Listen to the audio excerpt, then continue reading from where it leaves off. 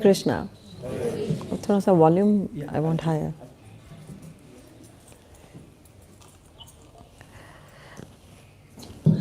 Hare Bol. Yes, that's better. Hare Krishna, everybody. Hare Krishna. I'm from Delhi. I live in Delhi, and I travel, as Prabhuji said, I travel all over the world, and first time to Africa. So I'm really blessed to be here among all of you, and I'm very happy to be with you all. And I'm an author, as Prabhuji said. I'm an author of books. I write books on Vaishnavism and Sikhism. I'm from graduated from a convent school and a convent college, and I'm a fashion designer by profession. But in '99, when I joined ISKCON, I did not feel like continuing my business, so I winded it up all. And my husband also, he's a builder, but then he also winded up his business, and we both gave honorary service to ISKCON for the last 25 years. So he is into making the temples. The beautiful temples you will see in Delhi that are coming up are most of them made by him. The recent temples that have been built up in Delhi NCR. We have 17 temples of ISKCON in Delhi NCR. And there are many now. The recent 4 or 5 has been designed by him. And one is recently going to come up in Delhi, in Rohini. That is going to be in nearly 2 lakh square feet. The area of the built-up area of the temple is, and the temple hall is 16,000 square feet. So, and it's coming out very beautiful. If you visit Delhi, come to Rohini, watch see the temple. It'll open up by the Janmashtami. So, let's go back to the topic of the today. As Prabhuji mentioned, I have written a book on the Vaishnava teachings in Sikhism that I wrote in 2007. And that book is in 5 languages. It's in Sindhi and Urdu in Pakistan also. I traveled to Pakistan to give lectures there. So it's in Sindhi and Urdu in Pakistan, but I wrote in English. So I just bought 40 copies with me to Africa, and within 2 days, this is my 3rd day in Africa, and I'm finished with all the copies. I just have one Hindi copy lying with me. I've written 2 books. There's one Vaishnavism and Sikhism that came up this last year. I offered that to Guru Maharaj. So that book is also we are finished with. So hopefully next time I'll bring more. And this book, I'm coming up with another new book in it's already done. It's going to the printers. I'll offer it to Guru Maharaj. My Guru Maharaj, His Holiness Gopal Krishna Goswami Maharaj. I'll be offering it to him on his birthday, his Vyas Puja. So we'll come back to the topic of the today is, as many asked me that I should be speaking on the Vaishnavism and Sikhism, how they are so close together. So we have been, इनको mute करना पड़ेगा. Zoom में they are speaking something. You have to tell them. So we all know we have taken a human birth. That's right. We are all humans. You know we cross 84 lakhs of species to reach the human birth. So let's all do Mangala Charan first. Let's remember the spiritual master, his blessings. Om Jnana Thimirandasya Jnananjana Shalakaya Chakshunamilitam Yena Tasmai Shri Gurvai Namaha Shri Chaitanya Manobishtam Stapitam Yena Bhutale Swam Rupa Kadamayam Dadati Swam Padantikam Vandeham Shri Guru Shri Yutapat Kamlam Shri Gurana Vaishnavascha Shri Rupam Sagritam Sahagan Raganatvitam Tham Sajivam Sadvaitam Sarabhutam Varijana Sahitam Krishna Chaitanya Devam Shri Radha Krishna Padan Sahagan Lalita Shri Vishakha Netavascha Hey Krishna Karuna Sindhu Dina Bandhu Jagatpate Gopesha Gopika Kanta Radha Kanta Namastate Tapta Kanchana Gaurangi Radhe Vrindavaneshwari Vrishbhanu Sutta Devi Pranamami Hari Priye Vancha Kalpataru Bhaksha Kripa Sindhubhai Evacha Patitanam Pavanebhyo Vaishnavabhyo Namo Namah Jai Shri Krishna Chaitanya Prabhu Nityananda Shri Advaita Gadadara Shri Vasadi Gaur Bhakta Vrinda Hare Krishna Krishna Krishna Hare Hare Hare Rama Rama Rama Hare Hare. So I would request you to fill up these seats. So as everybody is watching all over the world, few will watch later because so they are all watching the empty seats in front. So it's better you all move out here. In the late Mataji's also, we have few seats vacant here. So please move in forward.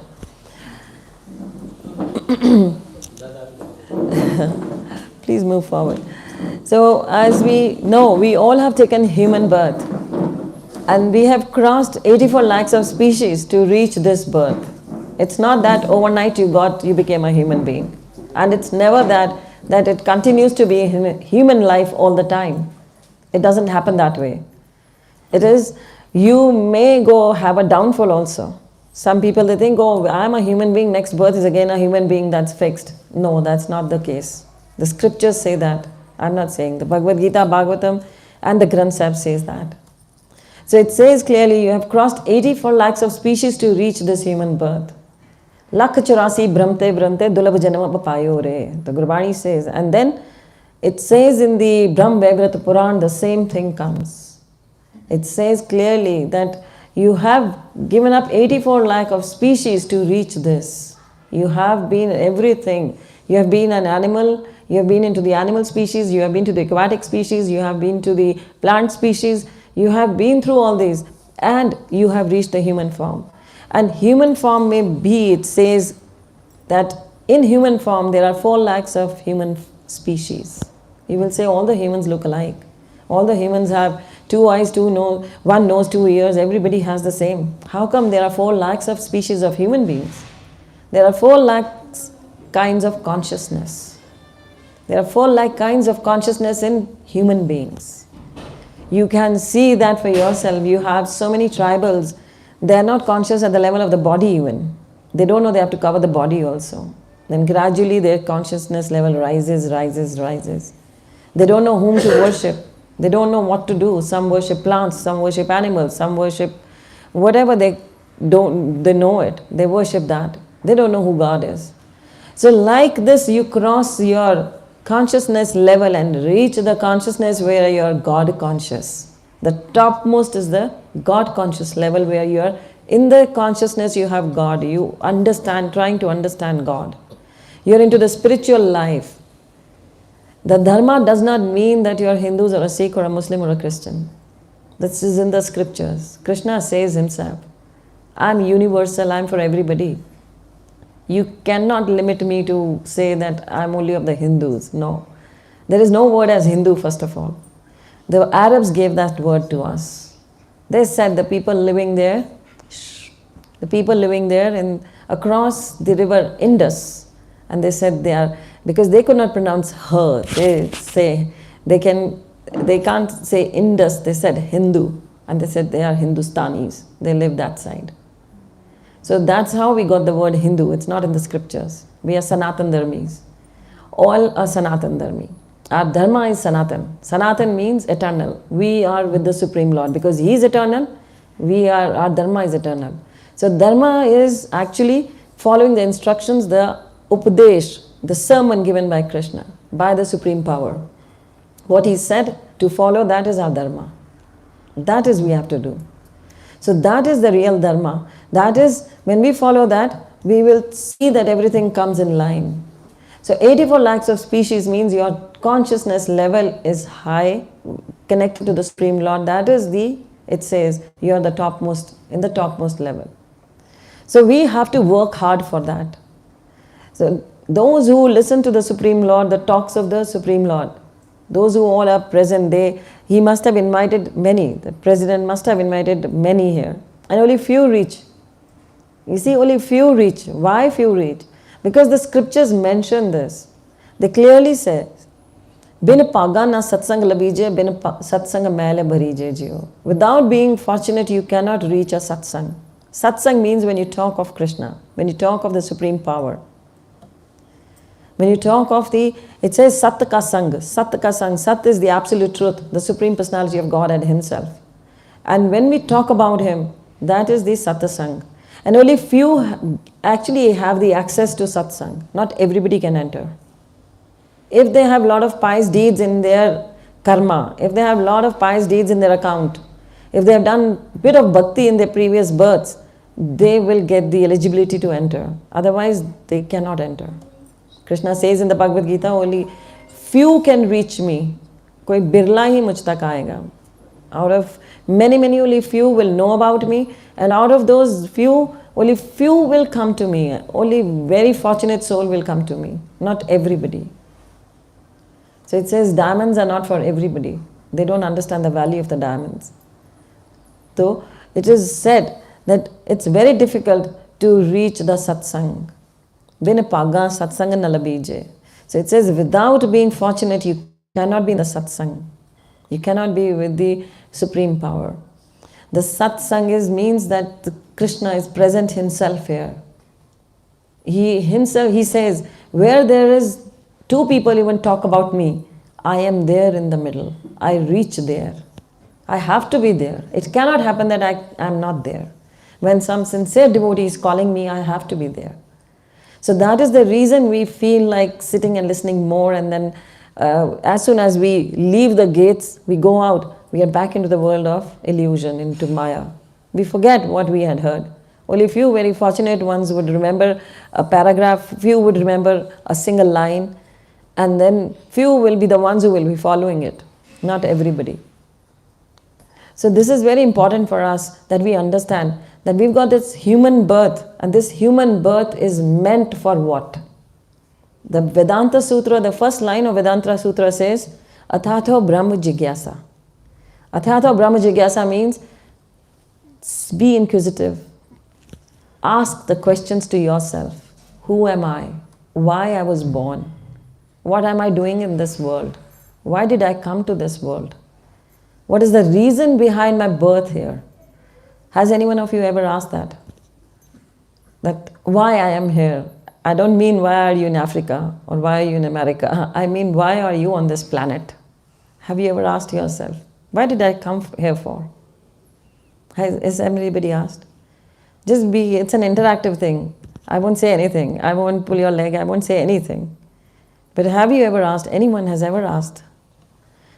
Because it's very difficult to ask. Yes, Prabhuji at the back says yes. It's very difficult to ask that. And the Vedanta Sutra says, it's a commentary on the Vedas. It says, Athato Brahma Jigyasa is when you question this, you get eligible for the spiritual world. Then you will, if you are not asking questions, how will you get the answers? Answers are there. But if we don't have questions, how will the answers come to us? Everybody is so busy in their world. They think, oh, I live in Canada, I live in America, I live in India, I live there, I live there. I'm so busy, I don't have time. I have a family to take care of. I've got kids to take care of. I have a business to take care of. If I'm a student, I have to study. If I'm a housewife, I've got a house to look after. I've got so much of work. And you tell me to be spiritual? I'm spiritual in my own way. I don't do bad things to anybody. I'm very nice. That's one thing everybody says in the world. Are they really nice? It's again $1 million question. We say we are nice and nobody is nice. I'm not carrying my modem because people are watching. So there is why we are born. The answer comes from the scriptures. The Granth Sahib says, Guru Arjan Dev Ji, the 5th Sikh Guru, who compiled the Sri Granth Sahib, he has put these words in the Granth Sahib. He says, Bhai prapat manak dehriya govind milan ki e teri bariya, avar kaj kite na kam mila saad sangat baj keval naam, sarjam lag bhavjal ke janam vritha jat rang maya hetake. He says, you have now prapt. He uses the word prapt. Prapt means you have achieved, you've got it. It's a mercy of the Lord that you've got it. It's not something that we can work hard for it and say, oh, I got it. It's you receive it. Bhai prapat. Prapat means you received the mercy. Now you have received the mercy and you become a human body. You've got a human body. Bhai prapat manak deheriya. Because I am the soul. Krishna speaks in the Bhagavad Gita in the 2nd chapter. He says clearly that you are not the body, you're the soul. You have to work hard for your soul. So you're not the body. But then we say, oh, if I'm not the body, then why? What am I doing in the body? Why this body is there for me? So this answer you get again, Guru Arjan Dev Ji replies. He says, Bhai prapat manak dehriya govind milan ki e teri bariya. You've got the human body, now is the golden chance to meet Govinda. It's the golden chance to meet Krishna. That is why you got the body. Bhai prapat manak dehriya govind milan ki e teri bariya. Now is the chance to meet Govinda. If you lose this chance, again you will fall into the 84 lakhs of species. You go back to the lower planets, you go back to become a reptile, you become a fish, you become animal, you become dog, cat, lizard, whatever. Everything you will go through, and then you will receive the human form again after millions of years. It's not just 1 or 2 years, it's millions of years you go by, and then you get the human form. And then when we get the human form, we waste our human form.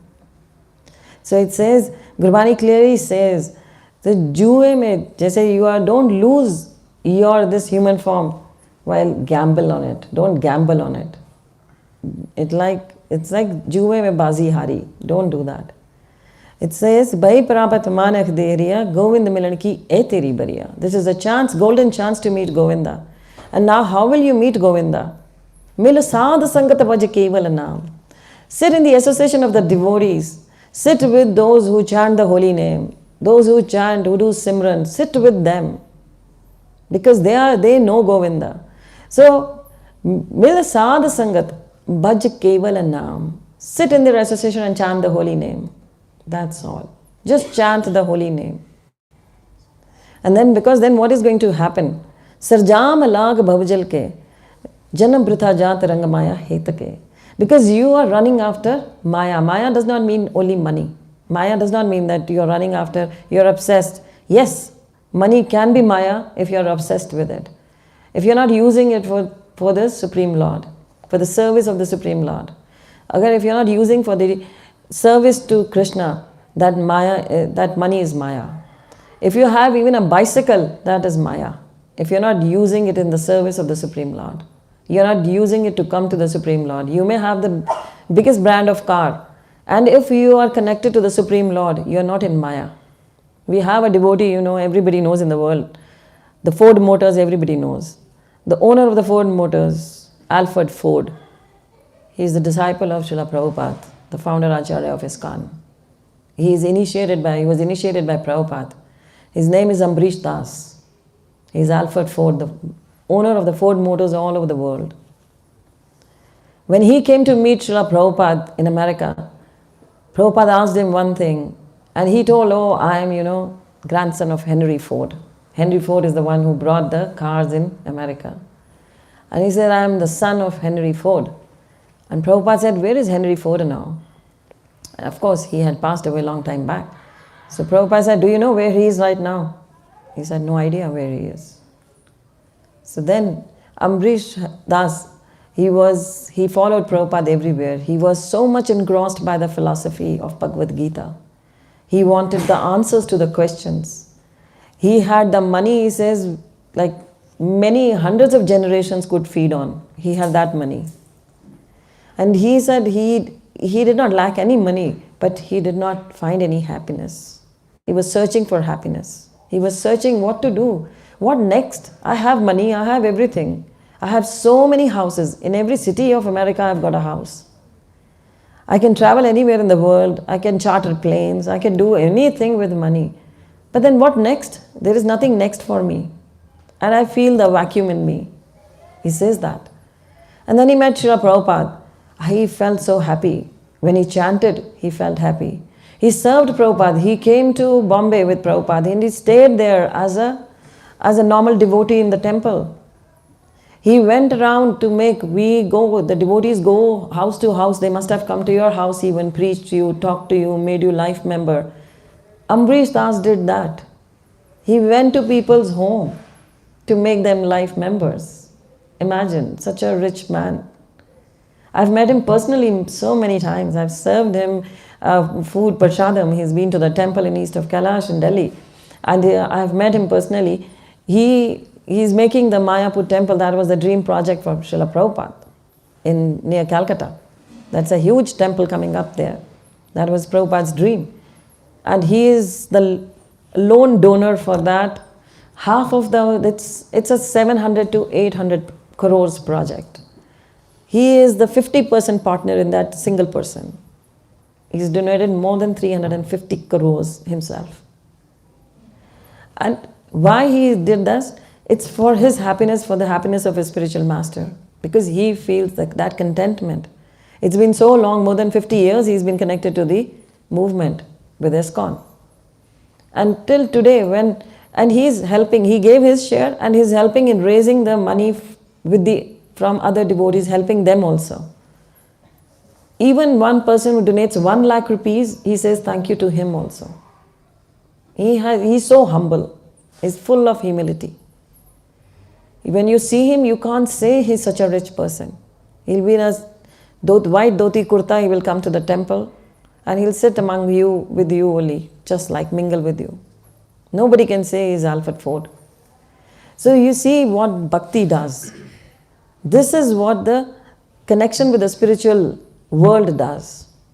So when you have the human form, this is the golden chance to meet the Supreme Lord.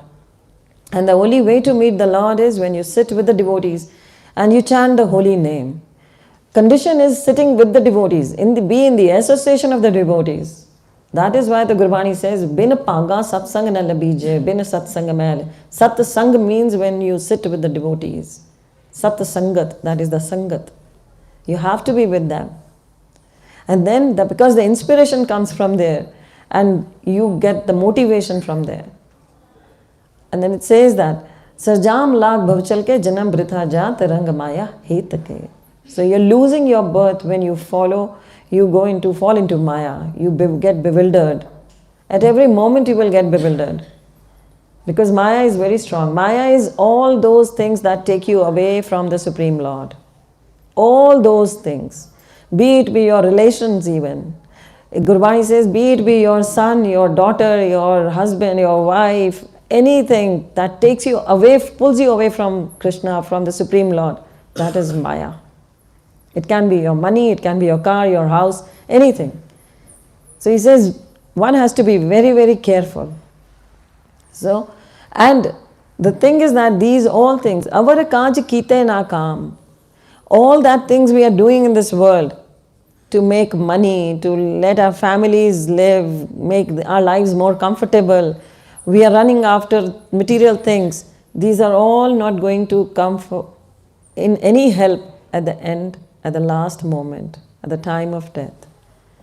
Gurbani says, Sang Sakha sab taj gaye, koi na nibhyo saath. Is vipat ki gadi mein ek tek raghunat. We will leave behind everybody, nobody will go with us. Sang Sakha sab taj gaye, everybody will be left behind. When we go away, it will be only us alone. And it's going to be, it says, vipat ki ghadi, it's a vipati. Vipati means it's a time, very difficult times it's going to be. And one support is there, only one support, and that's Raghunath, that's Krishna, that's Ram or Krishna. So one has to, why not accept them right now? That's why the Bhagavatam said, be a devotee like Prahlad, be a devotee like Dhruv. And the Gurbani says, it says clearly, Ram japoji aise aise, Prahlad japeo har jaise. Chant the holy name like Dhruv and Prahlad did. Like Dhruv and Prahlad chanted the name of Ram and Hari, you also chant the name of Hari. And the example is of Dhruv and Prahlad. That's the Gurbani gives and that's the Bhagavatam gives. Bhagavatam gives the stories of Prahlad, story of Dhruv, that how Dhruv, he was the son of a king, he's the son of King Utpad. The Raja Utpad has 2 wives. The King Utpad had 2 wives, Suniti and Suruchi. Suniti is following all the religious principles, a very chaste wife, very nice wife, God-fearing, God-loving. And the son is Dhruva, her son is Dhruva. But King Utpad has another wife called Suruchi.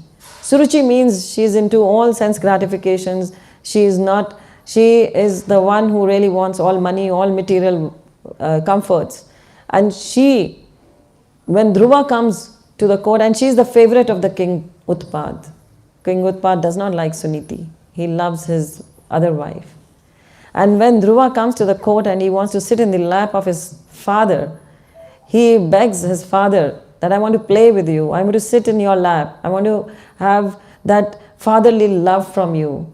Suruchi, she admonishes it. She drags Dhruva away and says, you cannot sit in the lap of your father unless you take birth from my womb. If you had been my son, then you would have sit in Utpad's lap. Otherwise, you cannot. You have to be my son. And she drags him away and pushes him out. He goes to his mother Suniti and he asks Suniti, he says, "Mother, I want to go and play with my father." She says, "I cannot help because I am not his favorite. He will not listen to me." He said, "Then who will help me? Who can help me? And I want a bigger, and when I grow up, I want a bigger kingdom to my father, to my grandfather even. I want a biggest kingdom in this world." How come Suruchi, the mother, the other mother, she says, "You cannot sit, unless you come out of my womb, you will not be allowed to sit in the lap of your father." So Suniti says, "I cannot help you." And he says, "Who can help me then?" And she says, "Only God can help you. Only Krishna can help you." And he says, "Where to find Krishna?" So the Gurbani says, I've read it in the Gurbani, it says there, Guru Nanak Dev Ji himself says, unless a mother, she cannot teach her child how to get connected to the Supreme Lord, or she cannot get the child the way to the connection. She has to become the first guru of the child. If she cannot become that, she should never become a mother. She should never have a child. And Suniti told her son, when he asked, "Where can I find Krishna?" She says, "I've heard from the saints, all the sadhus and the saints. They say they go to the forest and there they find the Supreme Lord." So Dhruva runs to the forest. He runs, he doesn't look back. He is a 5-year-old prince. He's a prince. He runs to the forest and he starts yelling and screaming for Krishna. He's calling out Krishna's name loudly. He's asking Krishna, "Where are you? Where are you?" And nobody answers. But then it's written in the scriptures, when you're very, very, it says, sincere in your calling, you really want to know Krishna, you really are looking for Krishna, you are very inquisitive, Krishna sends his representative. He sends the guru to you. The spiritual master appears. And Dhruva was calling for Krishna, and there appears Narad Muni. So Narad Ji is a big saint. He is a very purified saint. We just know how do we joke about Narad Ji, but it's not that. Narad Ji is highly qualified. You see, Narad Ji has got the access to the supreme abode. He can visit Krishna anytime. He has the access. But why? Because in every breath he takes and he gives out, he speaks, he talks of Krishna, he speaks Krishna's name. So that's another story, that how he became such a personality. Because, his mother, she was serving in the ashram of saints. And she was eating the Mahaprasad, the jutan left by the saints. The food she used to eat was that food, what the saints left in their plates. She was serving them during the Chaturmas. She was serving them in their ashrams, and they would leave some Mahaprasad in their plates, in the thalis, and she would feed on that. She would eat herself and feed her son also on that. And that's how Naraji got the service to Krishna, because he was eating the Mahaprasad always. He got those saintly qualities in him. And now when he appeared before the prince, Dhruva, then Naraji asked, "What are you doing here in the forest? You are a prince, go back. Go to your palace. Why are you here? You are just 5-year-old. You need to go and play and enjoy life. What are you doing here?" He told Naraji, "I'm looking for Krishna. I'm looking for the Supreme Lord. I want to know where the God is. I want to meet God." And he tried to convince a lot. Naraji tried to convince him. He kept on trying and trying to convince him to go back. And ultimately Dhruva said, "If you can help me, it's okay. Otherwise you go away and take your way. I don't want to talk to you. I want the Supreme Lord and I'm here." Now Naraji was testing. He's the spiritual master. Spiritual master tests you. So Naraji was testing him, and Naraji said, "Okay, I'll give you the mantra. With that mantra you can call Krishna and he will come." So Naraji gave him the mantra, "Om Namo Bhagavate Vasudevaya." He got that mantra. And now some of us would think, "Oh, then why do we chant Hare Krishna Maha Mantra?" We should all chant this and like Dhruva, and within 6 months Krishna will appear. That is the mantra for the Satyuga. The mantra for Kali Yuga is different. So now Dhruva is being given, he's got initiation by the spiritual master. He got the mantra, he got the name, and now he did the tapasya, the penance. He stood on one foot. First he made out of the clay, he made a vigraha. He placed it there, and then a 5-year-old is standing with his hands up on one foot, on one leg, and he started the mantra chanting. For 6 months he stood like that. Earlier he would eat just the fruits that would fall down. Then it became in 3 days, then in 9 days, then in 6 days. It was like only air he would just take in 9 days. He would just open his mouth, take air, and that's it. And now 6 months had passed by. What happened was all the Devi Devatas, in the Swargalokas, in the heavenly planets, the Indra's Singhasan started dwindling. He was now worried, what's happening on the Mrityu Loka in the Prithvi? What's happening?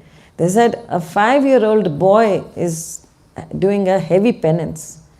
The Mother Earth said, the pressure of Dhruva's toe finger is so heavy that I am being buried. I am going down.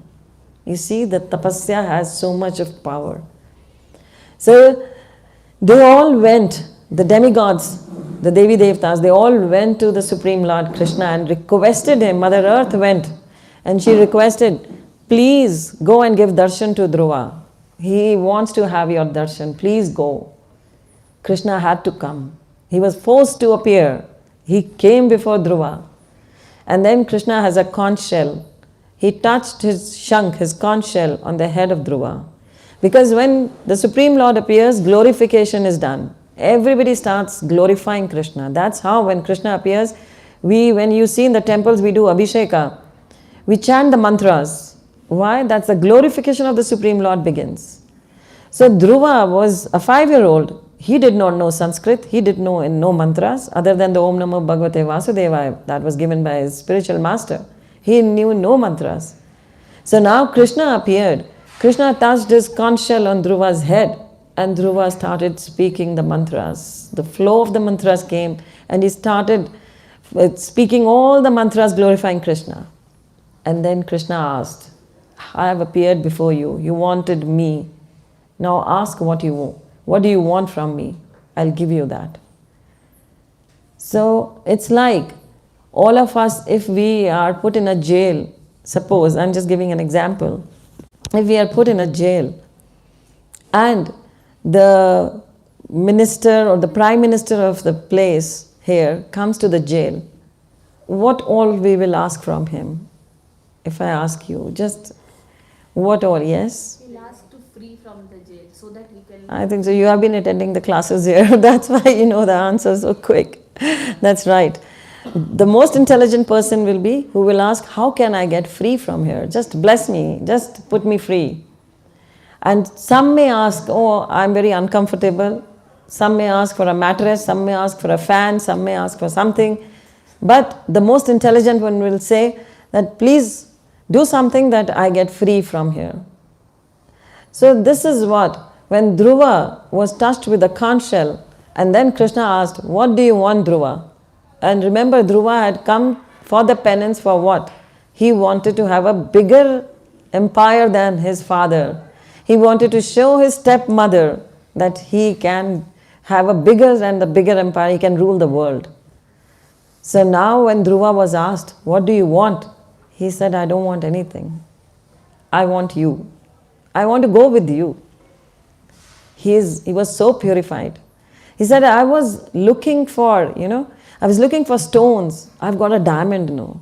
You are the diamond. I want to follow you. I want to be with you now. I have no other wish. So Krishna said, no, I will give you what you wanted. But I will give you that and I will take the asakti for the attachment from you. You will get the empire. Dhruva ruled the whole world. If you go to the Satyuga, you will read the story that Dhruva And the story is mentioned in the Granth Sahib also. So how can, if one says, oh, the Bhagavatam is speaking false, how can, that's mythology. People say, oh, it's mythology, it's all mythology. That's been put in our brains by the Europeans, by the British. British knew that the Vedas had more knowledge, the scriptures had a lot of knowledge, it had a lot of, for us that was the entire enlightenment. These Vedas, these scriptures, they are enlightenment for us. The Srimad Bhagavatam is full of bhakti. It's 18,000 verses. And these 18,000 verses find a concise, they have been summarized and placed into the it's there in the Bhagavatam from the Granth, it's in the Granth Sahib also. They have been summarized and put into the Granth Sahib. So Dhruva and Prahlad story comes in the Granth Sahib. Ajamal story comes in the Granth Sahib. Talking of Pandavas and Arjuna, it comes in the Granth Sahib. So this was, how can then two scriptures be mythology? One, okay, we consider mythology, then why did the Granth Sahib have all these stories again? Because they were again reminded, Bhagavatam was written 5,000 years ago, Granth Sahib came 500 years back. So why this again came up to remind us, yes, please follow the Dharma, please follow. That is why it came again. To make us remember always, then, because it's a reminder for us, wake up, Jiva jago, Gaura Chandra bole. So it says, jago, get up and wake up. So now Dhruva said, I don't want anything else, I want to be with you. Krishna said, no, I will take the attachment, but I'll give you the kingdom. So he ruled for 36,000 years and whole world was his empire. And he ruled without attachment. He had no attachment to the kingdom. He served his people like a father. He had everything in this world. And what he got in the later, what Krishna gave him, he has a loka. He is the person who went with this body. He did not give up the body. Dhruva went with this body. Krishna gave him a loka, eternal loka. That is the Dhruva loka. We still see the pole star. That's Dhruva loka. Where he still trains everybody, those who are on the way to the upper planetary system, who are on the way to the Goloka. If they are short of anything, Dhruva trains them. He is still there. That's the Dhruva loka. So he became eternal. That's Krishna gave him. That's when he was being taken. Dhruva is the person, when he left this world, he went with this body and Yamaraj was standing with folding hands before him. And Dhruva he put his feet on Yamaraj and he sat on the Garuda. Garuda is Krishna's vehicle, it's Krishna's car, Garuda. And it came to take Dhruva. And when Dhruva was seated in Garudaji, he asked, where is my mother, Suniti? And they said, she has been transported to the Dhruva Loka earlier only. So it says, when you become a devotee, your 20 generations get liberated. And that's how Dhruva's mother got liberation. He was a devotee, but his mother was the first guru. She was the first guru. She said, go to the forest. And then he found Naraji, the spiritual master, the second Diksha Guru there. And then he got initiated and then the liberation came for him. That is, Krishna himself came. So this is Dhruva. And he's been glorified in the Granth Sahib. He says, Ram Japoji aise aise, Dhruv Prahlad Japyo Har Jaise. So chant the holy name of Hari like Dhruva and Prahlad. Dhruv means determination. Full of determination. If one is not full of determination, how will he be sincere in the devotional life? The spiritual life needs a lot of determination. Lot of determination, lot of faith. Rupa Goswami says, Rupa Goswami is a saint from Bengal. He says this, Ado Shraddha Tado Sadhu Sang Tado Bhajan Kriya Tata Anartha Nivriti. He says, first have faith, Ado Shraddha. First have faith in the Supreme Lord. Have faith in the devotees of the Lord. So the faith works. If you have little bit of faith, then only you are here. Otherwise you won't be here. So faith brings you here. So Ado Shraddha, Tado Sadhu Sang. When you have faith, Krishna gives you the Sang of the devotees, the Sadhu Sang.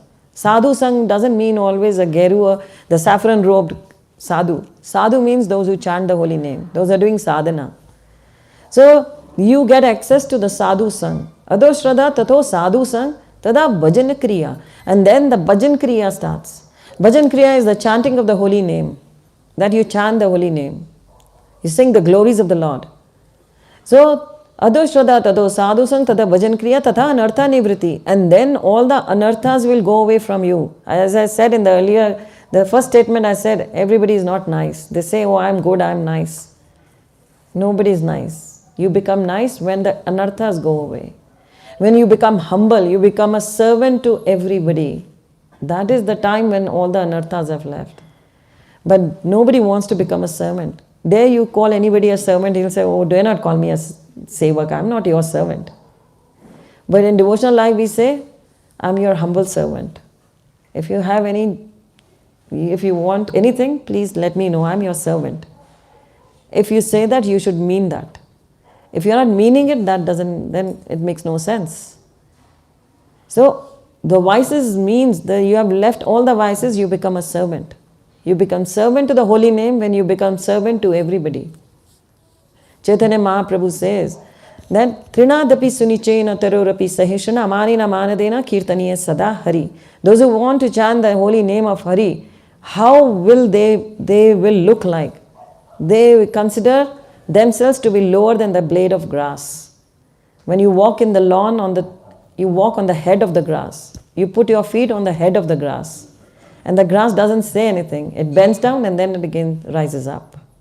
It doesn't say, don't walk here, get lost from here. It doesn't say anything. It's as soft. It remains soft. And then, Trinadapi sunichena tarorapi sahishna, the trees, they are so tolerant that they tolerate the rains, they tolerate everything. They give you shade, they give you fruit, they give you everything.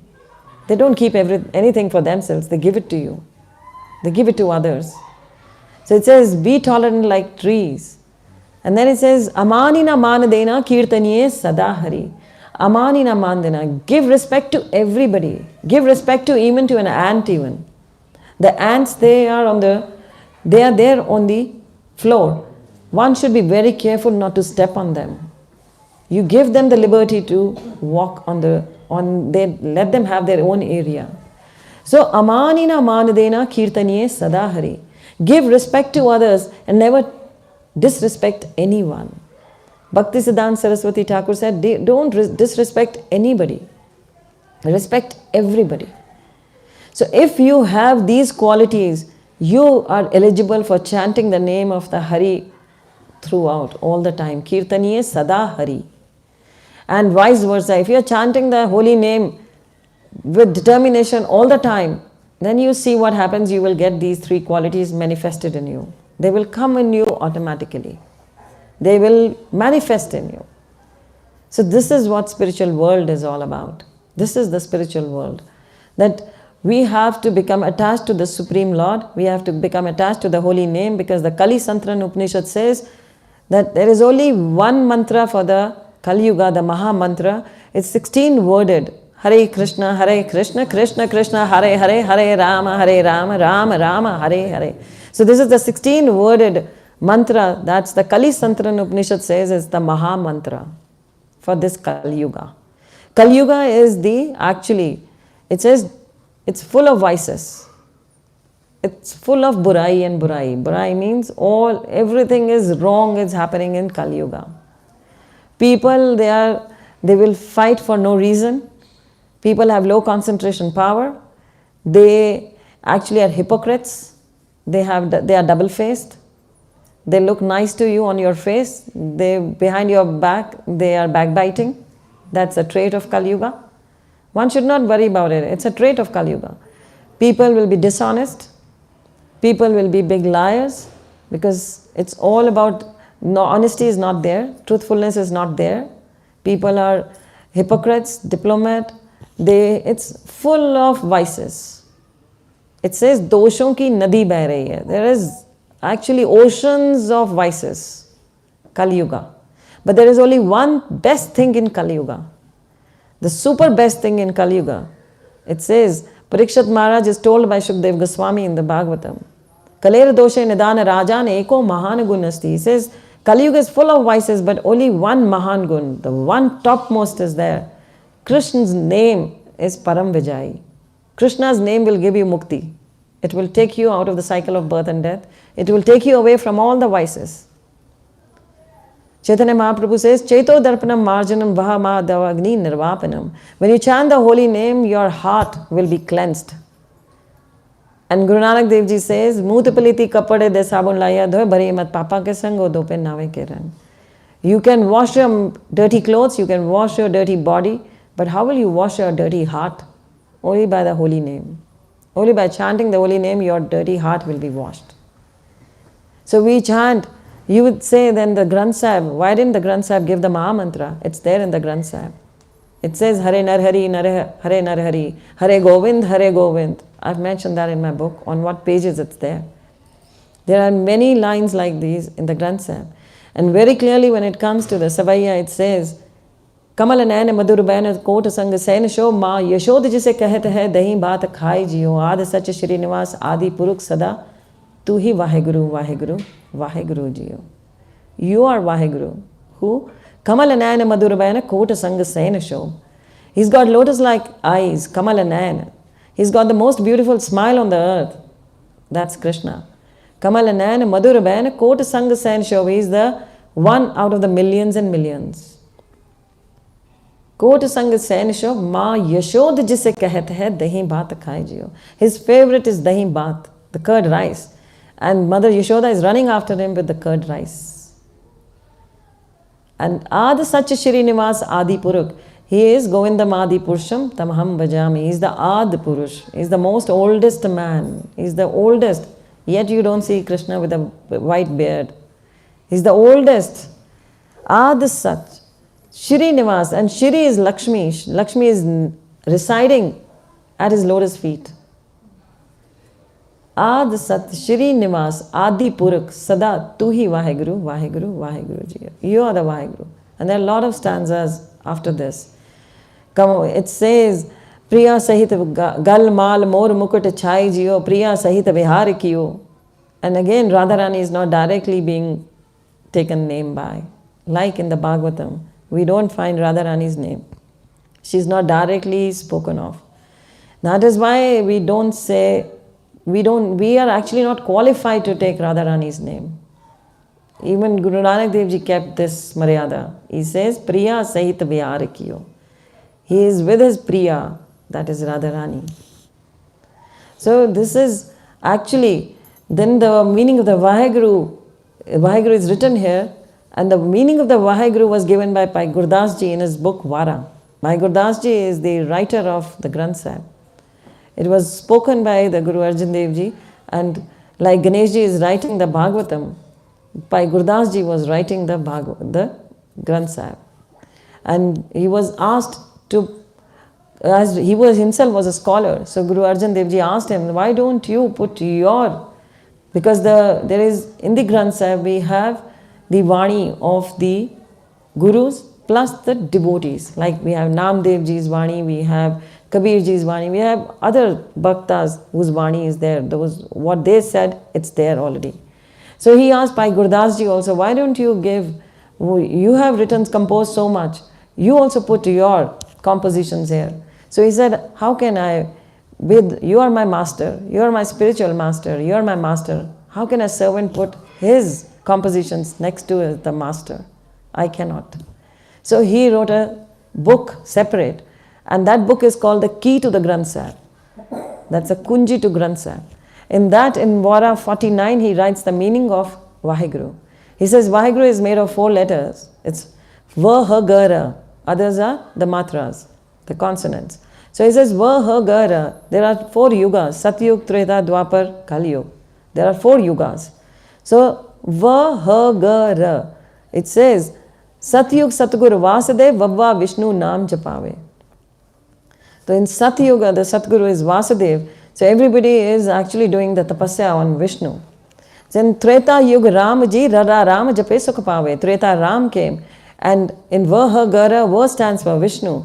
Then Ra stands for Ram for Treta. Then Hari Krishna came in the Dwapar. So Ha stands for Hari. And then in Kali Yuga, Guru Nanak came and what did he give? Gagga Govind Naam Alave. And he said, Sab Govind hai, Govind binna hai koi. So Guru Nanak came as a guru and told everybody to chant the name of, that's Govinda. So, Va Ha Gara, Va Vishnu Ha Hari Ga Govind Ra Ram. Charo akhar ek kar ek jap mantra banaya, Vaheguru. So the four were joined together to make one mantra, Vaheguru. So this is how there is so much of similarities, there is so much of bonding. And if now the time does not permit, so I will not continue, it's already getting late. But if those who read the Sukhmani Sahib, they can read the 9th Ashtapati of Sukhmani Sahib and they will understand the meaning of Vaishnava. It's clearly mentioned there who a Vaishnava is. And it's a non-different to the meaning what we read in the scriptures from the Bhagavatam, from Chaitanya Charitamrita. It mentions who Vaishnava is. In my book I have quoted that, all the similarities, where it's written in the Chaitanya Charitamrita also. So those who want to explore, they can explore, because we have time limitations. I can't go on. I have got many things more to say, many leelas more to talk about. There are so many sakhis from the Granth Sahib. There are so many things to talk about, but time does not permit us. So because in Kali Yuga, the concentration level goes away after 40 minutes. It says that.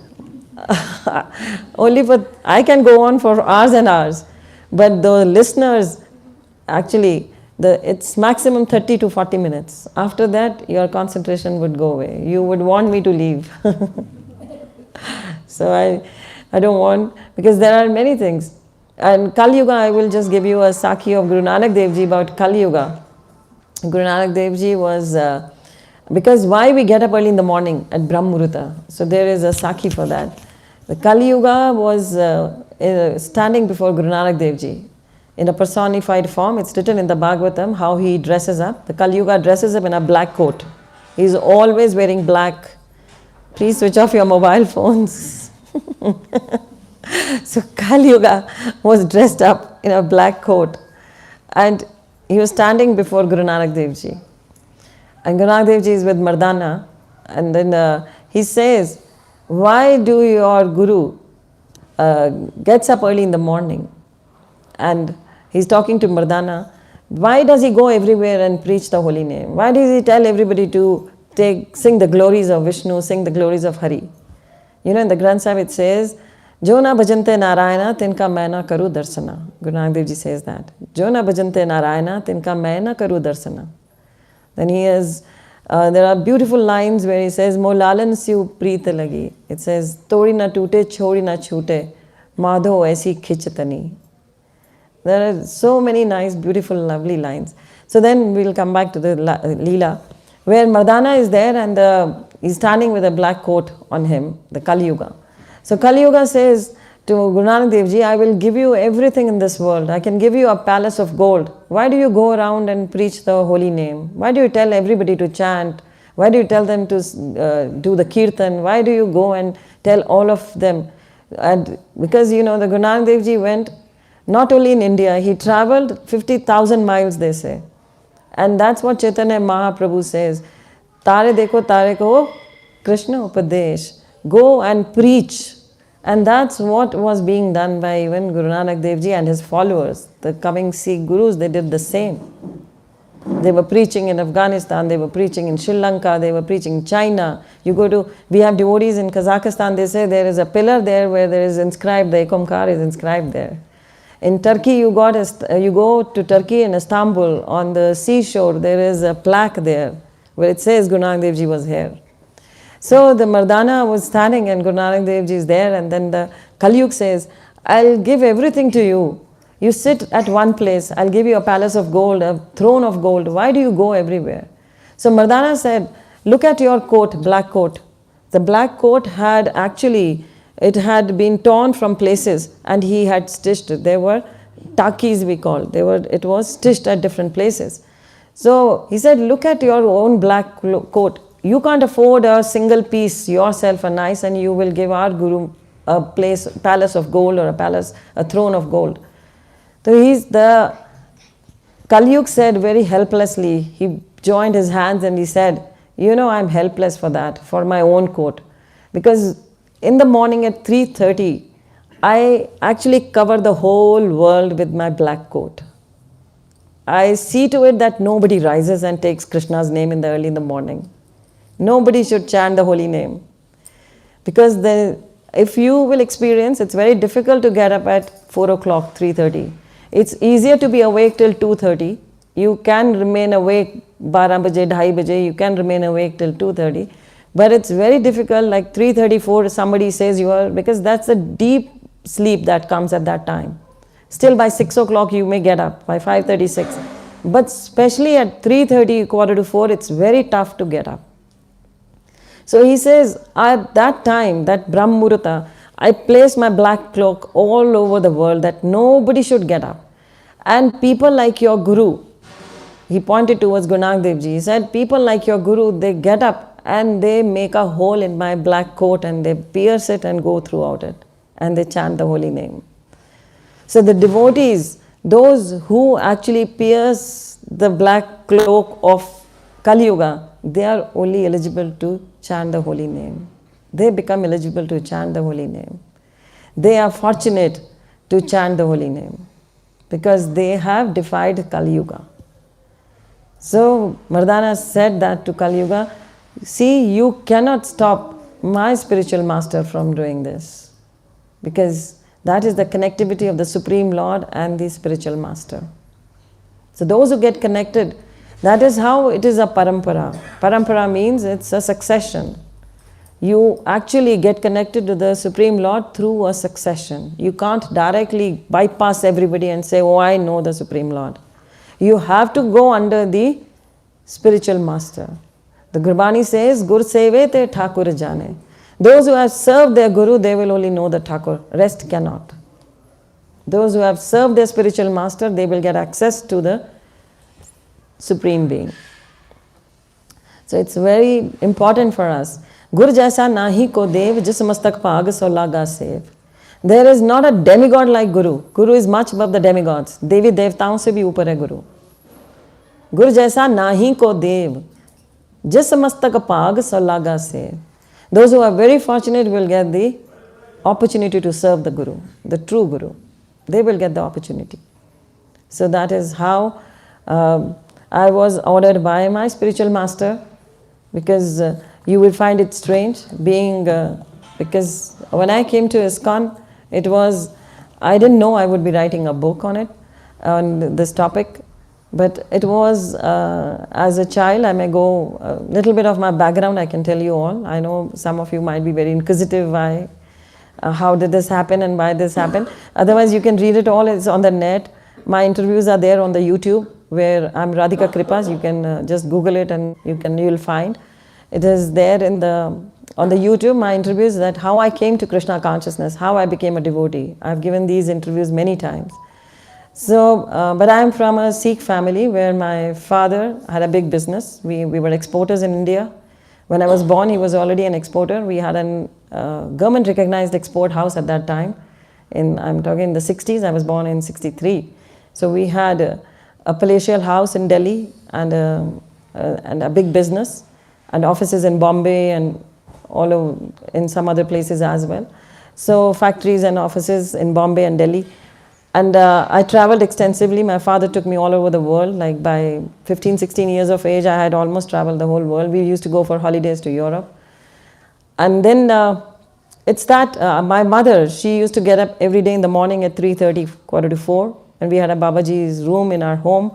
And she would daily, without fail, read the Granth Sahib early in the morning at 4 o'clock. And she would wake us up all by 6 o'clock, whether it's a holiday or no. We were all up by 6, all dressed up, ready by 7. And she was pure vegetarian, my mother. And then it was like I lost my father. I got married, I had children. I'm a fashion designer. I had done my graduation. I had done fashion designing. I married into a business family. My husband had a big business.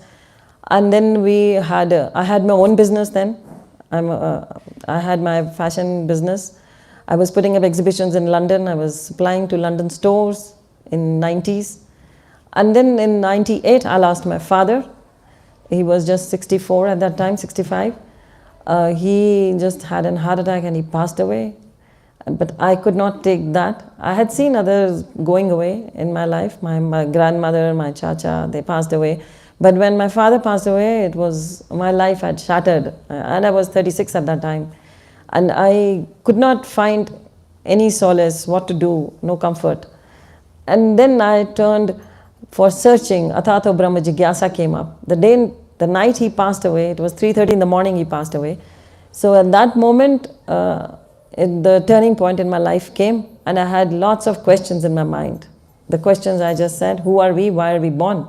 So I had the questions that what happened to my father, where has he gone now? What happens after death? And what are we doing here now? And one day I'm also going to die, and we all are crying. Then why did he make such a big empire?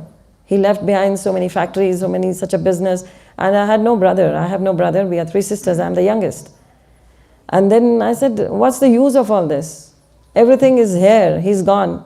What's the use of making all this? And ultimately you have to go away.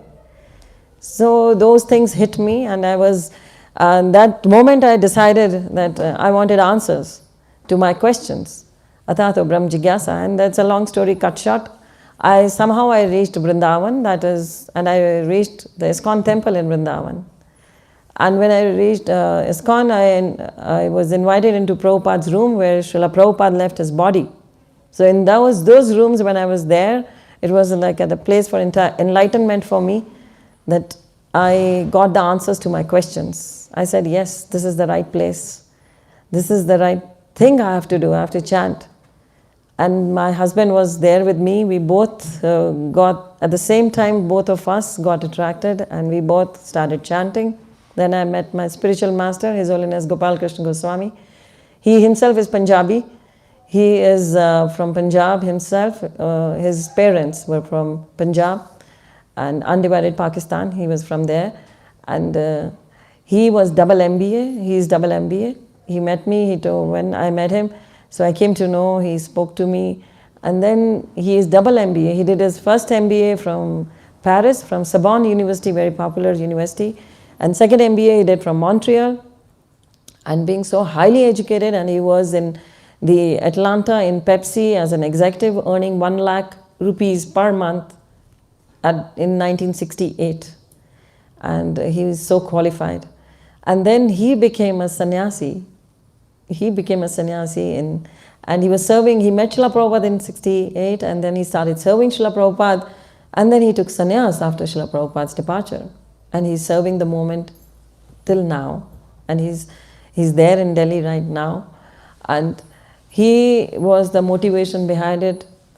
He inspired me to write this book. He heard me quoting sometimes from Granth Sahib, and he said, Radhika Kripa, I want you to write. I want you to put this all in a book.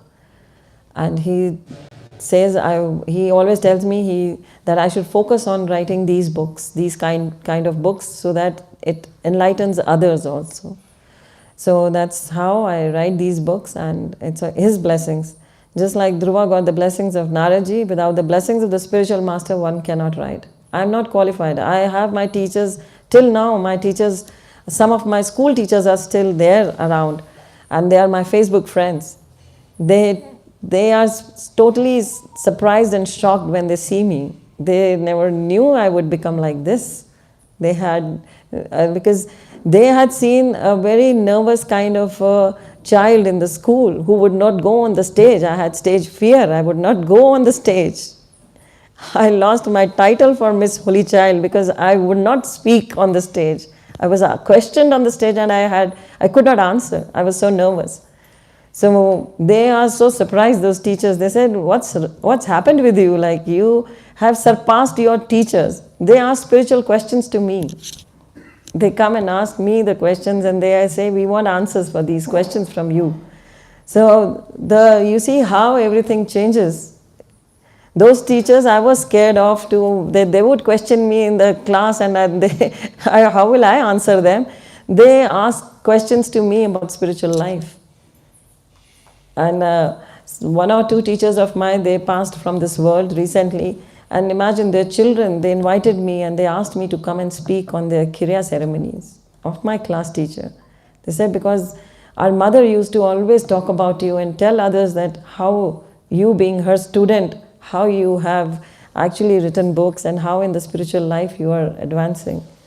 So these are the blessings, and blessings of the, actually these are the blessings of the spiritual master, that everything happens. So Gur Seve te Thakur Jane, and Gur Jaisa Nahi Ko Dev. So like I said, the Gurbani says, like, and you won't believe it, after writing these books, after the mercy of my spiritual master, my attachment, some people say, oh, that, oh, you have become a Hindu. I said, what? What's that? I don't believe in anything like that. Srila Prabhupada himself says, you become, if you think you are a Hindu, or if you think you are a Sikh, or you are Christian, you become a nice and a very nice and a better Christian, or a better Sikh, a better Hindu, if you chant the holy name. So if you think also that, oh, I am a Sikh or I am a Hindu, then also